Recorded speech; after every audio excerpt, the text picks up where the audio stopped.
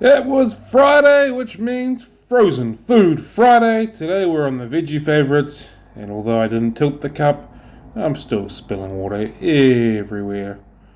Chucked a little bit into the diamond tetra tank. They seem to enjoy it, but I realised afterwards I can't now say that I've been exclusively feeding the Dr. Basilier food. But that's okay. Again, it floats around in the flow. They seem to enjoy it quite nicely. Next on the list was to feed it to the pearl gouramis and the cherry barbs. They went good for it. They were happy with it. Pearl gouramis in particular really enjoyed having a feed on this beautiful frozen food. As you can see here, there's some lovely colorations coming through, which I'm really happy with. And it helps that they're maturing just a little bit as well, to getting a little bit more of their adult size and coloration through them. They truly are a very spectacular gourami, and I'm very happy that I've decided to go with them. This isn't in extra fast mode. This is the diamond tetras in the shop eating the same food. These guys took it far harder than the ones in the display tank. And then it was time for me to have a coffee. Oh yeah, definitely needed that. It seems that although I bought a whole bunch of tissue culture plants, I didn't quite buy enough, as we've already got plenty of holes in our fridge. Means I have to top up again next month. And the planning has begun to fill this space. It's about 3 foot. It's 400 wide, which is quite deep. Unfortunately, I don't have anything 400 wide. I've got these Blue Planet 150s, so I'll probably end up using one of them, unless I go down the route of custom making one, which I don't think I want to do. So I'll probably end up using one of them. But first, we've got to work through the logistics of moving these frontosa before they go into the shop. Has to get worked out first. So I'm thinking what I'm going to do is I'll put them into this tank here, which I believe is leaking anyway.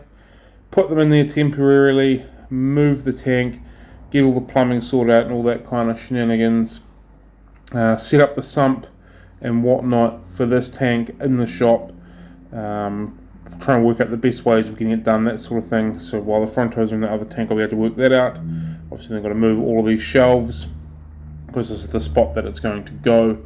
So there's a little bit of logistics that I need to work through before I even start moving things, and then I need to work out how I'm going to cycle all of this media before we put the frontosas into the tank. So there's a couple of things I need to work through, and then trying to optimize this sump setup. And this is very, very poor camera work. Well done, Cameron. Today was cleanup day, so I gave all the floor and stuff a bit of a clean up, a sweep, because it's been a little while. The wind's been coming in, blowing a few bits and pieces around. For some reason I didn't record me finishing sweeping, but I did clean it all up, got rid of all the plastic bags, swept it up, tidied it up, so it's good to go for next week. And moved out a few spawning mops from the Rosy Barb tank.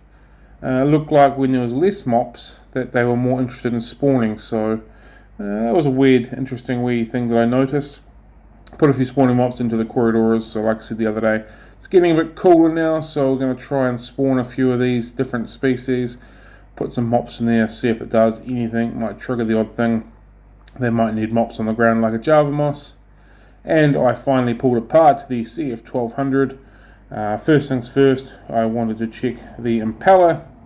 So we took the impeller cover off, and it's really, really, really, really ridiculously hard to get one of these off with one hand, especially when you meant to just lift it up and not twist it.